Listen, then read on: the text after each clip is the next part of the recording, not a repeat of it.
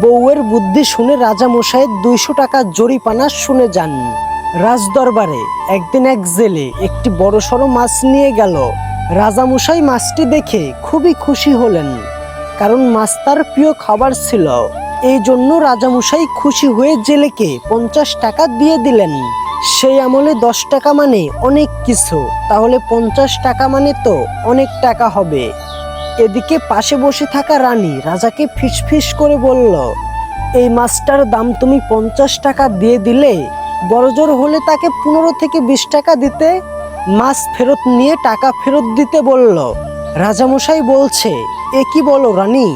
রাজা যা বলে তা নড়চড় করা অসম্ভব, তাছাড়া এটা তো রাজাদের ইজ্জতের ব্যাপার। রানী বলল, আমি এমন একটা বুদ্ধি দিচ্ছি যা প্রয়োগ করলে তোমার সম্মানে কোনো হানি হবে না, জেলে মাছ নিয়ে টাকাও ফেরত দিবে। রাজামশাই বললেন, কি বুদ্ধি?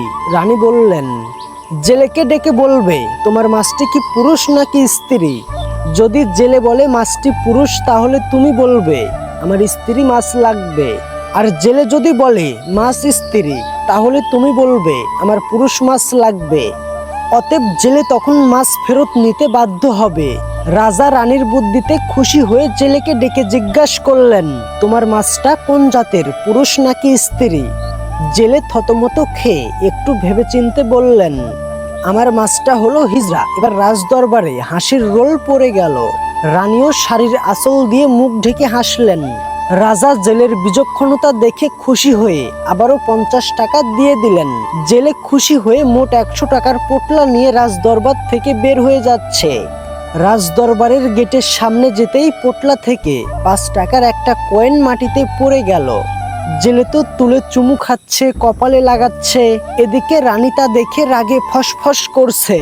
রানী বললেন, জাহাপনা, এই জেলে এত লোভী কেন? 100 টাকা থেকে 5 টাকা পড়ে গেছে, তাও জেলের সহ্য হচ্ছে না।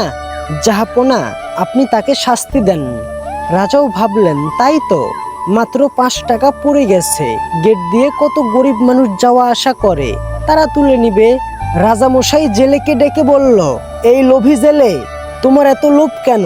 তোমাকে এত টাকা দিয়েছি, এরপরেও 5 টাকার লোভ সামলাতে পারছো না? তা তুলে চুমু খাচ্ছ, তোমাকে কঠিন শাস্তি দেওয়া হবে। জেলে বলল, জাহাপনা, আমি কিন্তু লোভের কারণে ওই 5 টাকা তুলে চুমু খাইনি। টাকার গায়ে আমার রাজামশাই, আমার রানীমার নাম লেখা আছে, তাই ভাবলাম টাকাটা মাটিতে পড়ে থাকলে হয়তো অন্য কোনো মানুষ পা দিয়ে পিষবে, আর আমার রাজা রানীমার সম্মানে হানি হবে।